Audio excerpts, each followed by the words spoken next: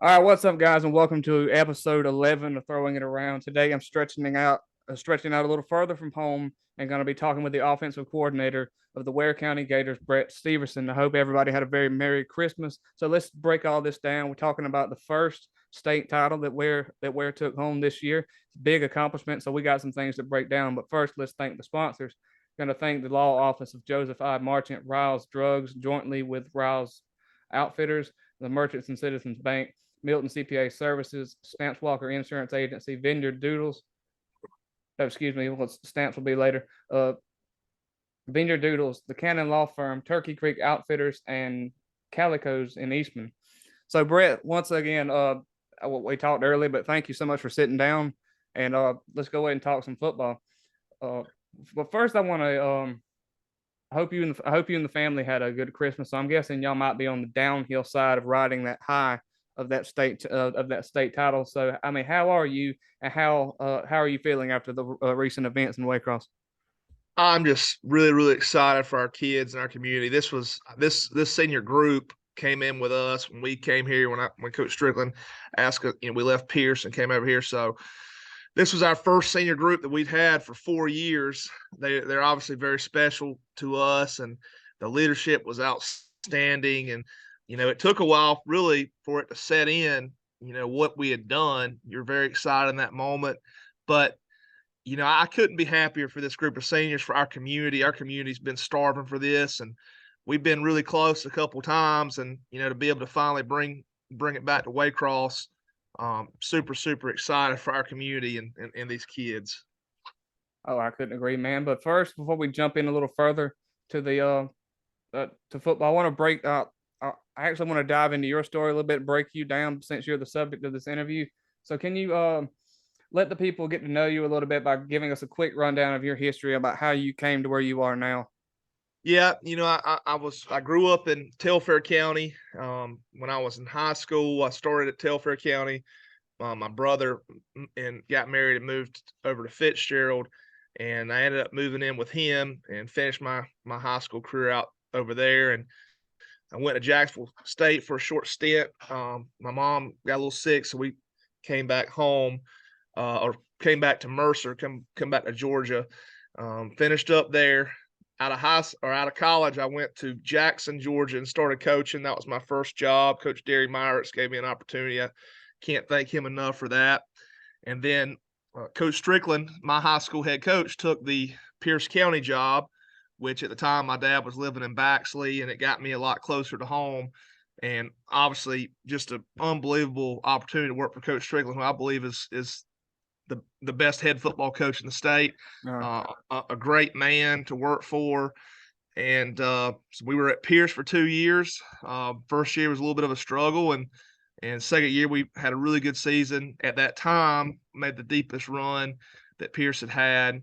And then Coach Heron, there goes guys, came in after us. When we came to Ware County, he brought men as well as many of our staff from Pierce County over, and been here 4 years. Can't say enough about it. I love living here. We're close to the beach. It's a great football town. It's the best stadium in the state of Georgia, and I still get to work with some of my best friends and work for who I said, I think's the best head coach in the state of Georgia. oh yeah, I mean, of course, I've heard so many things about Waycross and seen where they are just absolute diehard football fans. I know y'all had a big party after the state title. As soon as y'all brought it back, y'all spent most of the night celebrating the title. And let's actually kind of break down Mercer University for a quick second here. The overall bulk of your college career was spent there, and I know you played for Coach Bobby Lamb, who's not there. He's been gone for a handful of years now. But the Bears have always been a very competitive football team year after year in their conference. So I mean, what was it like to play there and also get an education at around this part of the country is a well respected place?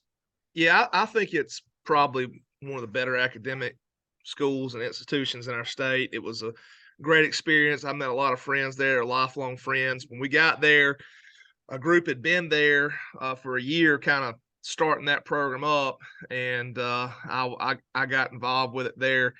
The first actually year they were playing football, they were actually practicing a year and a half really before that. So a lot of those guys kind of already laid the groundwork, and we were able to come in and be a part of that first year, which we at the time, I don't know if it's been broke yet, but we set the single season record for wins by first year program. Coach Lamb did a really good job. We had some great men as coaches, and it was a great college experience. I think I tell kids this all the time. Your high school experience will always be more important and mean more, just because that's usually a smaller community. It's folks you've grown up with. College is a little bit more of a business. Right. But it was a great experience at Mercer, and I was very fortunate to be up there for that short amount of time. And like I said, we had some pretty good success for a program that really was phasing in scholarships over that time I was there. So we were never playing on the same playing field, or even playing field, whatever you want to call it, with a lot of teams in our conference. I got you. I mean, of course, I know there were a few times that I was able to come over there and watch you play, and I know Macon has always been a kind of a tight knit place too, real sports heavy. I mean, they're great sports fans there because you got Mercer, you got you got the Macon Bacon, you've got all sorts of other high schools up there too. That's a big high school football town up there. But I mean, you've got all sorts of stuff going on up there. With you having played at the college level, I mean, in your mind, do you see that adds to your value as a coach, having that knowledge at the college level, and how to prepare them for such a jump? I don't think that it is a determining factor Right. of whether you're successful as a coach or whatnot. Because Yeah. I mean, we've got guys on our staff that didn't play college football, or heck, we got some that didn't play high school football throughout the whole time that are incredible coaches. So I don't think it necessarily makes you a better coach because you're able to do that. It obviously, I think a big thing it does is it allows you to meet and come in contact with a lot of people that might not had if you weren't playing. But I really don't think it's gonna, it's make or break of, hey, you're gonna be a better coach because you played college football. I think it ultimately comes down to, on that side of things, how you relate to kids, how you're willing to continually learn. But I do think you do have an advantage in the sense of you probably meet more contacts and create, more relationships that might help you down the road with getting or keeping a job, just because you're coming in contact with a lot of people that are at least, involved with athletics to a certain extent. Right, and the point that I was meaning in that question is, of course, I mean, somebody who's played at the collegiate level, I mean, they know the business factor. They've been there and they've lived certain aspects like putting in hard work at practice, having to be sure. I mean, keeping the grades up, just those certain factors to prepare them like, hey, this is what you're going to have to do off the field, and also the hard work is put in on both sides, is what I'm really saying. Yeah, and I think too, to kind of add to that point, that one thing you have to learn and prepare kids for, and yourself when you get there. You can do all the prep work you want to, but it's the adjustment is the schedule of, Yeah. you have class, practice, weights, whatever it is. It's a lot more structured, and you have a lot more responsibility than the average college student. But I think guys that maybe didn't play college football, they might have done that at the high school level, or True. they might have had a lot of self-discipline when they went to college as just a student or student assistant or whatever they did. I think, like I said, ultimately it comes down to as a human being, you being disciplined, Right. and setting example and doing what you're supposed to do. Right. I totally agree. And like one prime example that you could probably say you could put forth as a great coach that didn't play at the collegiate level. I know just not long ago I know you heard of Mike Leach passing, the great coach at Mississippi State, and he had other destinations he coached at. But I mean, as far as I know, he never played a down of college football. I think he just got into the profession because he loved the sport. And I mean, and that's a prime example. I mean, we've seen others do it. Paul Johnson. Yeah, Paul Johnson too. And that's a great segue when we're talking about being able to manage time. I mean, and so talk about the extra time and effort that it takes for someone to be a student athlete, being that you were one. And I know, so I mean, when you talk about that, also if you did anything specific for you to manage your time, is there something you did particularly? I don't really remember ever having an app or anything like that helped me. Kind of what I would try to do is, you got a lot of freedom in the sense of how once you get to college. With athletics, you have things that have to be accomplished. You obviously got to go to practice. You obviously got to lift weights, go to film, all that stuff. And that stuff is really concrete throughout the year, never changes. So you have that going on. When you set your class schedules, and some colleges, the student athletes do, some colleges you have your counselors and guidance folks that do. But for me, I was able, after my first year, because of good, pretty good grades, you didn't have to do study hall no more, and you got to set your classes. And I really try to set my classes to a heavy Tuesday, Thursday, which were longer classes. But I try to do that to kind of free up Monday, Wednesday, Friday for studying, or, really a lot of it too is just taking care of yourself, in the sense of, it's a lot of hard work that goes into it, a lot of things that are difficult, and giving yourself a little bit of break and freedom. You got to figure out ways to do that too, or you'll get burnt out in a hurry. So, I mean, that's really kind of what I did. And, like fall camp is a really tough time, really hard, difficult in college. And I can remember the only thing I can remember really setting a schedule was they would give us that schedule, and it looked like it was just slam packed full of, you got tape, you got to get taped at, 6 a.m. You got film and meetings at 7, practice, and it just went down that list. And I do remember hanging that calendar up on the wall and just kind of marking out, every little thing, because it was almost like small victories to get you through. But Yeah, right. once you got to the regular season, everything kind of become a routine. So, you kind of figure it out for yourself a little bit. But that's kind of how I managed it. I think some people maybe are more organized in how they do it. That's how they operate, and some people probably less. But that's kind of what I had to do, and to get through and get accomplished what I had to. Oh, hey, makes total sense. I mean, I love hearing it. I want to take a pause once again to give thanks to the sponsors, Riles Drugstore, jointly with Riles Outfitters, the Law Office of Joseph I. Marchant, Merchants and Citizens Bank, Milton CPA Services, Vineyard Doodles, the Cannon Law Firm, Turkey Creek Outfitters, and Calicos. And after that sponsor break, let's kind of touch base and go back for a second, and let's talk about your time at, I think, didn't you have a short stint at Jackson High School? Yeah. When coaching there, and kind of talk about a little bit about Jackson and your time there at Pierce, and how, as you said earlier, I mean, you almost got close to reaching the victory at the highest level about trying to get to Atlanta, but kind of talk about how it went there, and how you as a coach developed at those places. Like I said, Coach Myers at Jackson gave my first opportunity. I'll never be able to thank him enough for that. I mean, I was just a young kid and throwing out resumes to anybody, and they had a lot of success. They actually beat Peach County the year before in the region title game, and so he gave me an opportunity. It was a great place to live. I lived there's a couple lakes up there. I rented almost like a mother-in-law suite type thing from another teacher, and lived actually on the lake. So that was great. We had a lot of guys that went on to play college football. I know we had Jeffrey Burley, who went to Wake Forest, and Duke Johnson. He had to go JUCO and had some big time offers, and I think he ended up kind of going to a smaller school. We had about 5 or 6 guys that were seniors in that group that went off to play college football. Had a pretty good year, went 8-4, but we lost to Mary Persons, who I think made the 3rd round that year, maybe the 4th round. Lost to them by 3 points, lost to Peach County in the region championship by 3 points. And then we played Calhoun in the Sweet 16.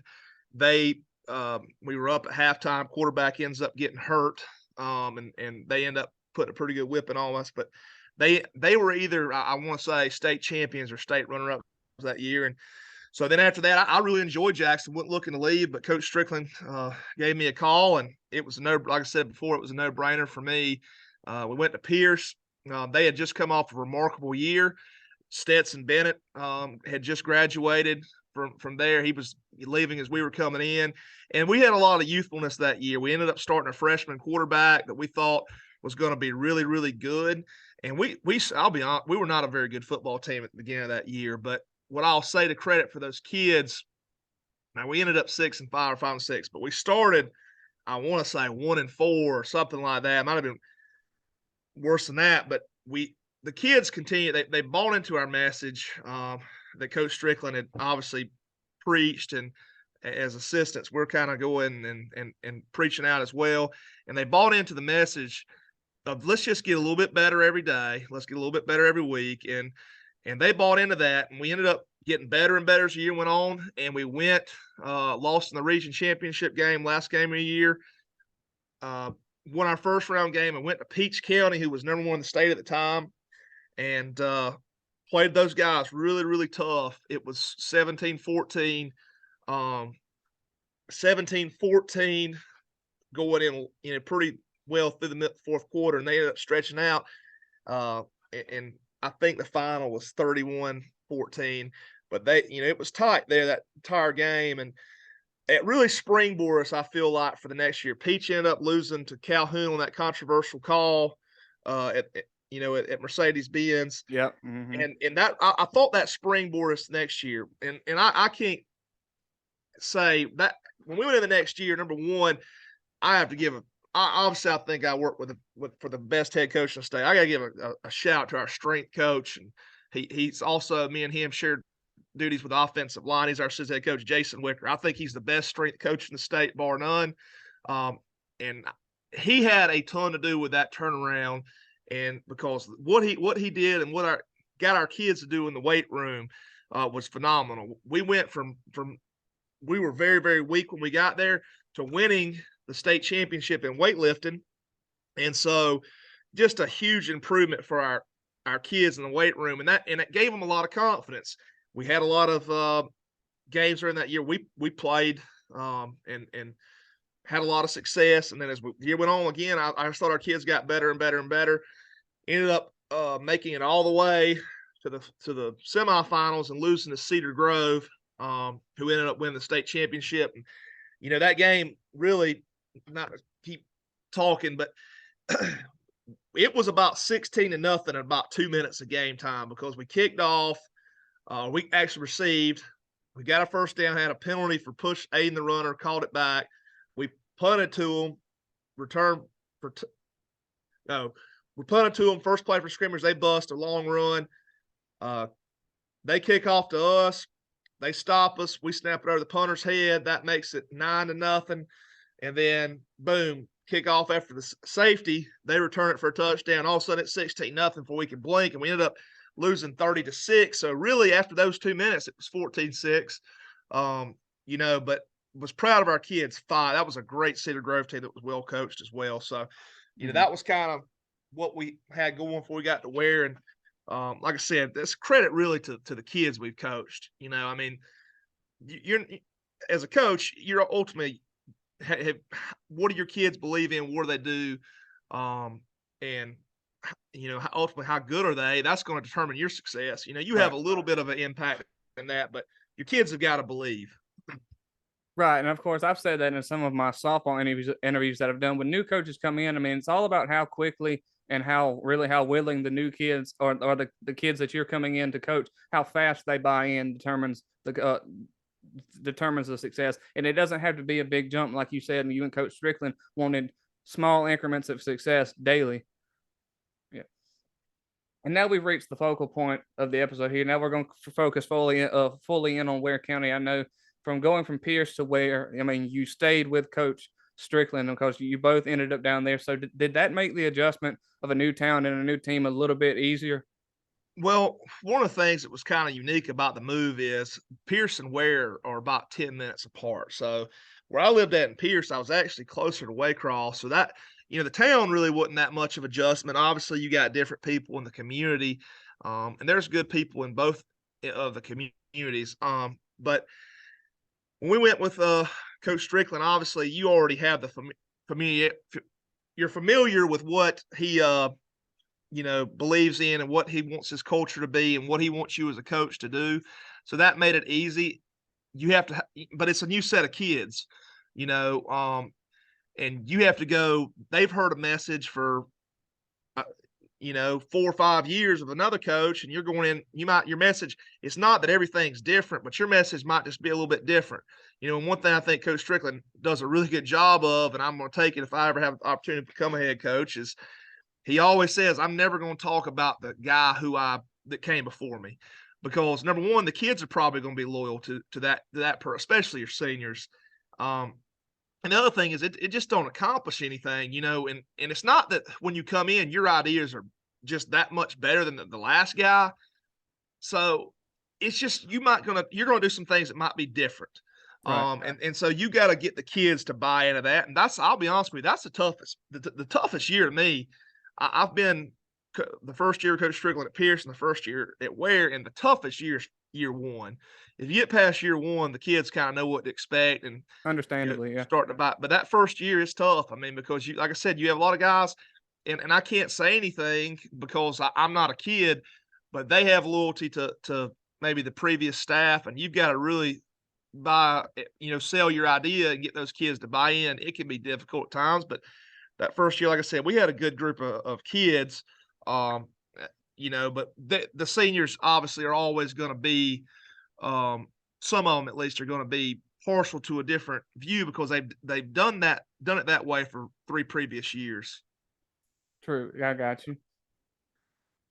So one question I'm real curious about is, I know with you having played for Coach Strickland, I know for 1 year. So taking that into mind, I mean, what are some of the differences that you've noticed as a person being coached by Coach Strickland, and then now you work with Coach Strickland? Well, we joke around about it all the time. Yeah. Coach Strickland, he's mellowed it down a lot. He used to be, and he still will get after our kids rear end pretty good. But as a player, I can remember him going home like, man, is this guy crazy? Or I mean, but he was. I'll say the one thing that I think that Coach Strickland does a great job with is relationships, and that's one thing that I really pride myself on, of something I want to keep improving on, and really base everything I do around relationship. Because Coach Strickland, he was going to get after your rear end on the football field, but then he was going to come in and tell you he loved you and put his arm around you. And so he still does that. I think that's the biggest thing I appreciate about being able to coach for Coach Strickland is, he loves you. He loves you as a player. He loves his coaches. He loves his coaches' wives. That's really the thing that stuck together. And the only thing I'd say is different is it's just a different relationship. Like, he's obviously, when you play for him, he's the head coach, and when you're working for him, obviously he's still the head coach. You've got to do what he wants done, but Right. It's just a different relationship because sometimes as a kid you don't really know how to say a joke or Right. anything like that, and really for us, we're family now. Right. When he comes in and says this has got to get done, it's got to get done. But he's family, and we're like brothers. It's not, sometimes we cut up and all that, and it's like having a family reunion or something. But that's how he structures everything. So it's super easy, and like I said, I enjoy the heck out of it. I love what I'm hearing, man. Coaches learn new things to make themselves better coaches and teachers. I mean, year by year as their career grows. I mean, with you still having a young career, I mean, is there anything particular that you've learned throughout, from year one to now that's really made you a better coach and teacher? Yeah, I think the biggest one is every year you learn how to relate to kids, or you should learn how to relate to kids a little bit better. I think those guys that say, hey, kids have changed and they're just kind of the grumpy old men, I like to say, life and culture is different. Everybody knows that. But, it's like I've heard Nick Saban say, the dinosaurs died out for a reason. They didn't evolve. Mm-hmm. And so I think as a coach, you have to constantly be able to evolve how you build relationships with kids, how you mentor kids, all that. And then, from just a football standpoint, you're always learning. Heck, we go to clinics and all that, and we've got an unbelievable staff. We had a lot of guys come in this year that were new, and I've been fortunate enough to learn from really everybody in our room. And those guys that came in this year brought new ideas that, maybe I hadn't been exposed to, but I'd say the biggest one is, I played in the wing tee at Fitzgerald. That's kind of my bread and butter of what I know and grew up on and cut my teeth on. We ran that at Pierce. And then we got to Ware. We kind of shifted offenses, and we've been more of an air raid, spread, outside zone team. And so we had, I've had to learn more about the passing side of things, because really in the wing tee, we called a pass. It was a trick play, so learning that aspect's helped me a lot, because as an O-line guy, I want to sit here and run the football, but they put Nate in the box. You got to have an answer. You got to be able to throw the football. And so that's been probably an area I've had to, really work on learning, just because I've always been a big guy and played in the trenches. So I had to go out and learn that side of things and, continue to learn. I think it's a big thing. I don't think you should ever be done learning. Of course, no, I completely agree. And I know learning and growing as people. And now I know you're still really considered a newlywed. I know coaches' wives also help coaches grow as people as well, and kind of really become a better person about how really relating to people. I know, and living the life of a football wife is really, I guess you could say, a calling that some people really have to either learn to do, or they just naturally are those type of people that can really keep up with those responsibilities. And I know your wife, Carrie, I know, can you kind of, yeah, I've got her right here. Oh, you already got her on the line. Yep, I've got her. Oh, Miss Carrie Stevenson. Hi. How we doing? Good. How are you? I'm good. I just got a quick little question for you about living the life of a football wife. So first, I just want you to kind of touch on about what it's like and some of the things that you may have done or do on a daily basis to really manage and balance life and football responsibilities. Well, it's a interesting life that you only know when you live it. But lots of taking care of the things at home so that Brett doesn't have to. So managing dinner and all the home stuff so that he can do his job. Because usually I don't see him till 9 o'clock at night, or sometimes later, depending on what time of the season it is or how big of a game they've got coming up. So it's definitely a different life. A lot of travel. You know what your weekends are going to look like. It's going to look like Friday night football game. Get to see Brett for 10, 15 minutes on Fridays after the game. And Saturdays, it's going to be a little bit of time with him in the morning, and then he will work on film most of the day. And then Sundays, we know church, and then as soon as church is out, he's heading straight back to football. Oh, hey, and I got one final question for you, and this right here is kind of adding a little humor to it. So, does Brett and the football team or y'all's little girl Amelia keep you on your feet more? I will say lately, definitely Amelia. Hey, most definitely. Hey, Miss Carrie, I definitely appreciate you coming on and being a part of this interview. Yeah, well, it was nice to be on here. Thank you. Bye-bye. Now, Brett, as a kind of a final topic here that we'll hit before we sign off. So let's just go back and what we said in the beginning, kind of wrap it up and talk about this championship team. I mean, y'all were on the cusp, year by year, really. Y'all got so close and made it into the playoffs every year. But I mean, y'all had tough opponents and were able to just slide on by, whether it be a close win or either some of these wins were rather convincing. So just talk about how you feel at the end of this season by dethroning the two-time champs. Then that's just kind of the icing on the cake, wouldn't you say? Number one, I'll say, again, it's Coach Westbrook and his staff and the players at Warner Robins are first class.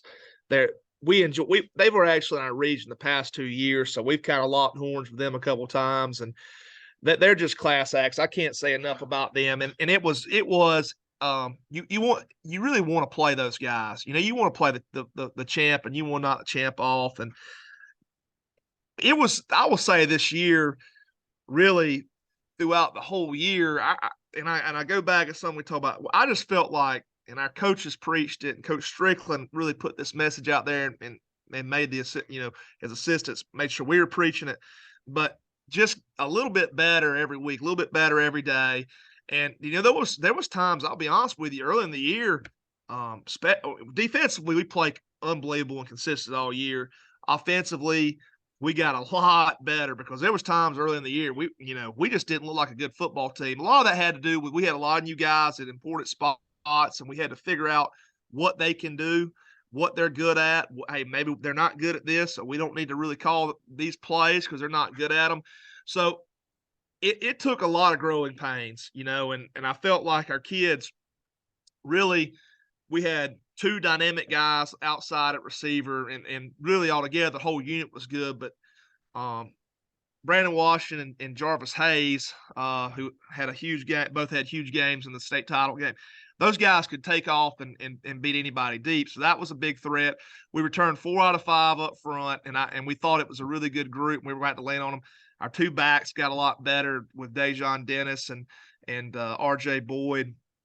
Quarterback play from game 1 to game 15, he got just a ton better every week. And try to, we've had to figure out what he's comfortable with and what he's good at. As a quarterback, a lot of people think, hey, you just call a play and they should execute it, or really any position. You got to figure out what the kids can do and do well. Right. Mm-hmm. And so we had a lot of growing pains on offense, but we got a region play, and our non-region, we finished up with Benedictine, who was a state champion, Bainbridge, who lost, I think, really late to Cedartown, the 4A runner-up, and both of those were tight games that defense and special teams really bailed us out in offensively. And we got our region play. In our region, we have a lot of teams that are, they're continuing to improve. They're, probably not as competitive as they'd like to be right now. So we at region play, I thought it was really good for us because offensively we were able to get a little bit of confidence. We've been playing some folks that were unbelievable, so we got a little bit, maybe not some teams that were struggling a little bit, and we were able to build some confidence and figure out and be a little bit comfortable and try new things, figure out what we're good at. Got a coffee. Obviously, they do a great job over there. Great coaches, great kids, and we beat them 31-6. And it was kind of at that point, we'd said all year we knew we were really good on defense, or let me just say, unbelievable on defense. We knew we were really, really good on special teams, and it was if we can offensively come along, hey, we got a chance. And it was really probably after the Statesboro game or Coffee game, you looked around like, we might have something here, and throughout the playoffs, we really, I think our tightest game was 24-7 the second round. We didn't play very good offensively that night. But we just, throughout the playoffs, I just thought outside that second game, the whole, as really a complete team, we didn't have a bad night. We didn't, like I said, offense, we didn't play well the second round, but I didn't ever think we just had a bad night outside of that in the playoffs. And we talked to our kids about that. Like, look, you got to play really good 5 straight weeks to win it. You can't, because we've been there. We might not have played as well, whether it be offensively, defensively, or whatever, and all of a sudden that gets your butt beat.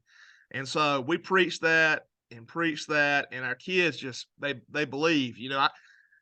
I think what Coach Strickland has said a lot of times is have unwavering belief that we're going to find a way to win. And it might not always be pretty. It might be because of a block punt. It might be because the offense has a great night. Heck, a lot of times this year it's because our defense stifled everybody and they couldn't have any success moving the ball on offensively. We got short fields, but believe in your heart of hearts that you're going to find a way to win. And we did. And I'll be honest with you, I was up in the box, so it's a little bit different. We're running down trying to get the celebration at, as the game's in. Coach Strickland let us come down a little early because, we had it pretty well in hand at that time. And, you get out there and, man, it's really surreal.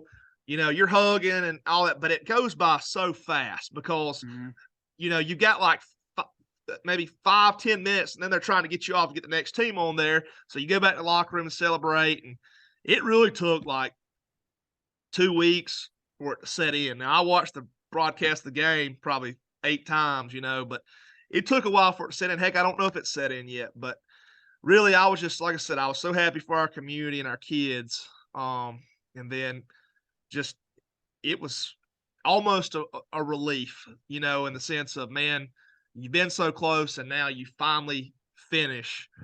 It's, it was very, very special. Something, you'll never forget. Oh yeah, man. And final point, because we're running short on time here, just kind of give me your expectations of the 2023 Ware County Gators. So in your mind, what's got to go on in the swamp next season now that y'all are sitting atop the throne? Well, we replaced a lot of really good players, and probably more importantly than really good players, we replaced a lot of guys with a lot of experience. We had a lot of 3-year starters, 3-year contributors in this senior class. So we've got to step up. One place I know I'll kind of speak more offensively. We lost 3 guys up front. We have another guy that's got injured in the state title game, and he's probably not going to be back. We don't know yet, he's got to recover. But it might be right at the season time when he's ready to go. So we've really got to have a really good offseason up front. We're really excited about our freshman class and our sophomore and junior class of offensive linemen, but we've got to improve a lot. We got to get a lot stronger. Receivers, got to have some guys step up. Jarvis Hayes was unbelievable for us, and we got to have a guy step up, and him and Brandon Washington spot. And then, our 2 backs and quarterback are back. So that's the good news. But we just got to have a great offseason, get a lot stronger, and then get our character and our program of what our expectations are. And it's a different group. And so you're going to have different things you're dealing with. And we just got to find ways to manage that and, continue to improve. And I think we'll have a chance to be right in the mix of things next year. Well, hey, Brett, I definitely, this is an episode I've been looking forward to doing, and I thank you so much for sitting down with me. And I honestly hope you enjoyed it as much as I did, and I hope we can do this again sometime soon. Yes, sir, man. Anytime. I appreciate what you're trying to do. Got to spread the sports, especially South Georgia, kind of around and get this thing started. So, man, we really appreciate you having us on and getting a chance to talk about our program. Oh, thank you. And for one last time, let's go thank the sponsors real quick. The law offices of Joseph I. Marchant, Riles Drugs, and Riles Outfitters, Merchants and Citizens Banks, Milton CPA Services, Vineyard Doodles, the Kennan Law Firm, Turkey Creek Outfitters, and Calico's in Eastman. Until next time, guys, I'll see you in 2023.